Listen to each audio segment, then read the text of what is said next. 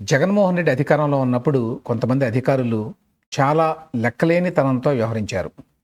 అందులో పిఎస్ఆర్ ఆంజనేయులు గారు ఒకరు. ఆయన కాదంబరి జత్వానీ కేసులోనే కాదు, ఏపీపీఎస్సీ గ్రూప్ 1 వ్యవహారంలో కూడా ఇష్టారాజ్యంగా వ్యవహరించాడు. లెక్కలేని తనంతో వ్యవహరించాడు. తాజాగా సిఐడి పోలీసులు ఈ కేసులో, అంటే గ్రూప్ 1 ఎగ్జామ్స్ కేసులో పిఎస్ఆర్ ఆంజనేయులు గారి పాత్రని ఎస్టాబ్లిష్ చేశారు. అసలు ఏపీపీఎస్సీకి పిఎస్ఆర్ ఆంజనేయులు గారికి సంబంధం ఏంటి? మామూలుగా అయితే సంబంధం లేదు. ఎందుకంటే ఏపీపీఎస్సీకి చైర్మన్ కాదు ఆయనేమి.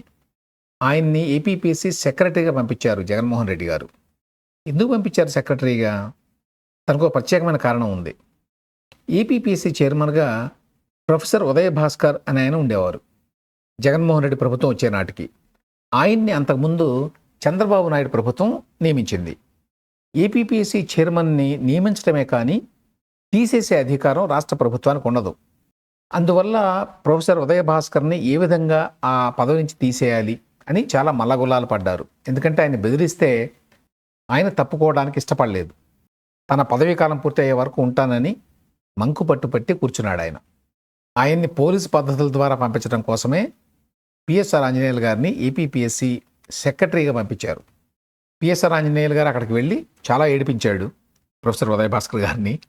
అంటే ఆయన ఆఫీసులో కూడా ఆయన్ని వెళ్ళనీయకుండా చేశారు. ఆఫీస్ తాళాలు కూడా ఓపెన్ చేయకుండా ఆయన్ని నానా రకాలుగా వేధించారు. అయినా కూడా ఆయన రిజైన్ చేసి వెళ్ళలేదనుకోండి. 2022 వరకు ఉన్నాడు అనుకుంటాను ఆయన. ఆ తర్వాత గౌతమ్ సవాంగ్ గారు వచ్చారు. అయితే ప్రొఫెసర్ ఉదయ భాస్కర్ గారిని డమ్మీ చేశారు ఒకసారి పిఎస్ఆర్ ఆంజనేయులు గారు సెక్రటరీగా వెళ్ళిన తర్వాత. అందువల్ల గ్రూప్ 1 ఎగ్జామినేషన్ నిర్వహణలో ప్రొఫెసర్ ఉదయ భాస్కర్ గారి పాత్ర లేదు. ఆయన మూలన కూర్చోబెట్టారు. మొత్తం కథంతా కూడా పిఎస్ఆర్ ఆంజనేయులు గారే నడిపారు. అప్పుడేమైంది? ఈ ఎగ్జామ్ పేపర్లని డిజిటల్గా ఎవాల్యుయేషన్ చేశారు. కొంతమంది అభ్యర్థులు దీని మీద కోర్టుకు వెళ్ళారు. అప్పుడు కోర్టు ఏమని తీర్పిచ్చిందంటే డిజిటల్ ఎవాల్యుయేషన్ అనేది చెల్లదు, అందువల్ల మళ్ళీ మీరు మాన్యువల్గా మూల్యాంకనం చేయండి అని ఆదేశాలు ఇచ్చింది. సో కోర్టు ఆదేశాల ప్రకారం మాన్యువల్గా ఎవాల్యుయేషన్ చేయాలి ఈ గ్రూప్ 1 పేపర్లని. అప్పుడు పిఎస్ఆర్ ఆంజనేయులు గారు ఏం చేశాడు?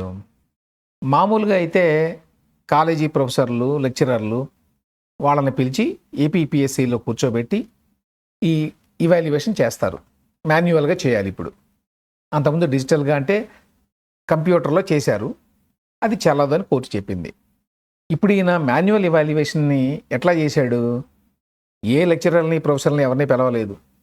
ఏపీపీఎస్సీ ప్రెమిసెస్లో చేయలేదు. హాయిలాండ్ అని చెప్పి ఒక రిసార్ట్ ఉంది మంగళగిరిలో, అక్కడ చేయించాడు. ఎలా చేయించాడు? ఇందుకోసం అని చెప్పి క్యాంసైన్ మీడియా ప్రైవేట్ లిమిటెడ్ అనే కంపెనీ డైరెక్టర్ పమిడి కాల్వ మధుసూదన్ అనే అతన్ని పిలిచి ఈ విధంగా మాన్యువల్ ఇవాల్యుయేషన్ చేయాలి గ్రూప్ 1 పేపర్స్ని, నువ్వు కొటేషన్ పెట్టుకో అని చెప్పాట. ఇక్కడ 2-3 పాయింట్లు చెప్పాలి. ఫస్ట్ డిస్క్లైమర్ ఏమిటంటే, ఈ పమిడి కాల్వ మధుసూదన్ అనే అతను గతంలో నాకు కూడా కొంత పరిచయం ఉంది. ఇతను పూర్వాశ్రమంలో జర్నలిస్టు, జెమినీ టీవీ, తేజ టీవీలో పనిచేశాడు. ఆ టైంలో అతనికి కాంగ్రెస్ నాయకులతో పరిచయం ఏర్పడింది. 2004లో కాంగ్రెస్ ప్రభుత్వం వచ్చింది. వైఎస్ రాజశేఖర రెడ్డి గారు, కేవీపీ రామచంద్రరావు గారు బాగా పరిచయం అయ్యారు. వాళ్ళకి సన్నిహితుడయ్యి వాళ్ళ ద్వారా ఆయన వ్యాపారాలు మొదలుపెట్టాడు. అందులో అతను చేసిన మొదటి వ్యాపారం ధాత్రి కమ్యూనికేషన్స్ ప్రైవేట్ లిమిటెడ్. ఏమిటి ఈ కంపెనీ? 2004లో వైఎస్ఆర్ వచ్చిన తర్వాత అప్పుడే టీవీలు, లైవ్ టెలికాస్ట్లో వచ్చినాయి కాబట్టి ముఖ్యమంత్రి గారు ఎక్కడ మాట్లాడినా కూడా లైవ్లో ఇవ్వాలి, ప్రభుత్వ కార్యక్రమాలను లైవ్లో ఇవ్వాలి అని చెప్పి ఆ కాంట్రాక్ట్ని ఇతనికి ఇచ్చారు. ఇంకా అక్కడి నుంచి అతని దశ తిరిగింది. పెద్ద వ్యాపారవేత్త అయ్యాడు. ఒక 4 కంపెనీలు పెట్టాడు. తర్వాత ఇంటర్నెట్లో చెక్ చేస్తే ఏంటి కంపెనీల పేర్లు అంటే, ధాత్రి కమ్యూనికేషన్స్ చెప్పాను, దీంతోపాటు డెక్కన్ వీడియోస్ ప్రైవేట్ లిమిటెడ్ అనే కంపెనీ అట, ఇన్ఫ్రాసైన్ ప్రాజెక్ట్స్ ప్రైవేట్ లిమిటెడ్ అనే కంపెనీ అట, క్యాంసైన్ మీడియా ప్రైవేట్ లిమిటెడ్ అనే కంపెనీ. ఇప్పుడు మనం మాట్లాడుకోబోయే కంపెనీ ఇది, క్యాంసైన్. సో ఇతనికి గ్రూప్ 1 ఎగ్జామినేషన్స్ పేపర్ల ఇవాల్యుయేషన్కి సంబంధం ఏంటి? ఏ రకమైన సంబంధం లేదు. జస్ట్ బికాస్ పిఎస్ఆర్ ఆంజనేయులు గారికి ఈ పమిడి కాలువ మధుసూదన్ తెలుసు కాబట్టి పిలిచి నువ్వు కొటేషన్ పెట్టేసుకో, నీకు ఇచ్చేస్తాను కాంట్రాక్ట్ అని చెప్పాట. ఈయనకి ఆ రంగంలో ఎటువంటి అనుభవం లేదు. తర్వాత ఇవాల్యుయేషన్ ఇట్లా బయట ఏ హైలాండ్ లాంటి రిసార్ట్లోనూ చేయకూడదు. ఓన్లీ ఏపీపీఎస్సీ ప్రెమిసెస్లో చేయాలి. ఈ పేపర్లని కాలేజీ లెక్చరర్లు, ప్రొఫెసర్లు వంటి వాళ్ళే దిద్దాలి. ఇవేమీ జరగలేదు. నేను చూసుకుంటాను ఇవన్నీ, నువ్వేం పట్టించుకోక్కర్లేదు. నువ్వు హైలాండ్లో 4 రూములు బుక్ చేసి మీ వాళ్ళనే తెచ్చుకొని పేపర్లు ఇవాల్యుయేషన్ చెయ్యి. వాళ్ళు కూడా పేపర్లు ఇవాల్యుయేషన్ చేయాల్సిన పని లేదు అని కూడా చెప్పాట. ఆల్రెడీ డిజిటల్ ఇవాల్యుయేషన్లో ఏవైతే మార్కులు వచ్చినాయో అవే మార్కుల్ని చేత్తో రాసేయండి, అంతే సరిపోతుంది. దీనికోసం అని చెప్పి 1,14,00,000 రూపాయల కాంట్రాక్ట్ని ఇచ్చామని చెప్పారు. ఆ 1,14,00,000 రూపాయల్లో 60 లక్షల రూపాయలు వీళ్ళు కాజేశారు అని చెప్పి ఇప్పుడు ఏపీసీఐడి ఆరోపిస్తోంది. అందులో భాగంగానే పమిడికాలువ మధుసూదన్ కూడా అరెస్ట్ చేశారు. అతనేమో సీతారామాంజనేయులు గారు చెప్పారు, నువ్వేం చేయక్కర్లేదు, జస్ట్ మీ వాళ్ళని ఎవరైనా పిలుచుకొని మాన్యువల్గా వాటి మీద అంతకుముందు వచ్చిన మార్కులనే మళ్ళీ వేస్తే చాలు. నేను కాదని లేక సరే అని చెప్పి ఒప్పుకొని చేశాను అని చెప్పేట. ఏమైనప్పటికీ ఇతను కూడా అరెస్ట్ చేశారు. 14 రోజుల పాటు రిమాండ్కి వెళ్ళాడు. ఇక్కడ ఎన్ని రకాల ఉల్లంఘనలు ఉన్నాయో చూడండి. ఒకటి, కోర్టుని మిస్లీడ్ చేశాడు పిఎస్ఆర్ ఆంజనేయులు గారు. కోర్టు ఏం చెప్పింది, డిజిటల్ ఇవాల్యుయేషన్ అనేది నిబంధనలకు వ్యతిరేకం కాబట్టి మాన్యువల్గా ఈ మూల్యాంకనం చేయాలి అని చెప్పారు వాళ్ళు. సో కోర్టుని తప్పుదేవ ఎట్లా పట్టించాడు, మళ్ళీ మూల్యాంకనం చేయలేదు. కోర్టు చెప్పినట్టు చేయకుండా గతంలో డిజిటల్ ఇవాల్యుయేషన్లో ఏవైతే మార్కులు వచ్చినాయో వాటినే మళ్ళీ ఇక్కడ అటు ఇటుగా వేసేసేయండి అని చెప్పారట. సో అక్కడేమీ జరగలేదు. తర్వాత అక్కడ ఈ ప్రొఫెసర్స్, లెక్చరర్స్ చేత చేయించలేదు. Outside of APPSC premises చేయటం అనేది ఇల్లీగల్.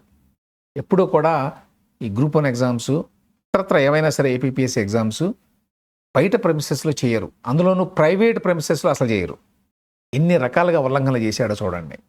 అప్పటికీ ఆ ఏపీపీఎస్సీలో బోర్డు మెంబర్స్ కూడా ఉంటారు, వాళ్ళు తర్వాత అధికారులు మొత్తుకున్నారట, ఏమంటే మనం బయట చేయించకూడదు, ఏపీపీఎస్సీ ప్రెమిసెస్లోనే చేయాలి ఇవాల్యుయేషన్ అనేది, అలాగే మనం ఎవరి చేత పడితే వాళ్ళ చేత ఇవాల్యుయేషన్ చేయించకూడదు, లెక్చరర్స్, ప్రొఫెసర్స్ వాళ్ళని మాత్రమే పిలవాలి అంటే మీకేం ఇబ్బంది లేదు, నేను చూసుకుంటాను, అవన్నీ మీరు వదిలేయండి నాకు అని చెప్పేట ఆయన.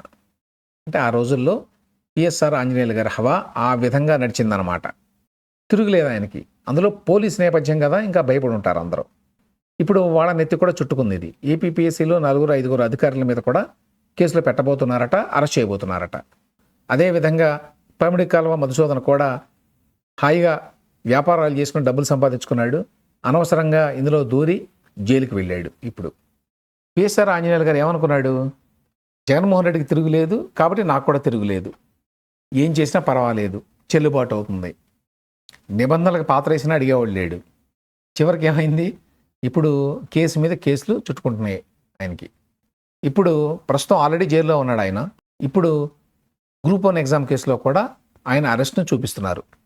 అంటే అర్థం ఏంటి, రేపు ఎప్పుడైనా కాదంబరి జత్వానీ కేసులో పిఎస్ఆర్ ఆంజనేయులు గారికి బెయిల్ వచ్చినా ఏపీపీఎస్సీ కేసులో మళ్ళీ ఆయన జైల్లోనే ఉంటాడు. అందువల్లే ఉండవల్లి అరుణ్ కుమార్ మన మధ్య ప్రెస్ మీట్ పెట్టి ఆయన ఇప్పట్లో బయటికి రాడు అని చెప్పాడు కదా.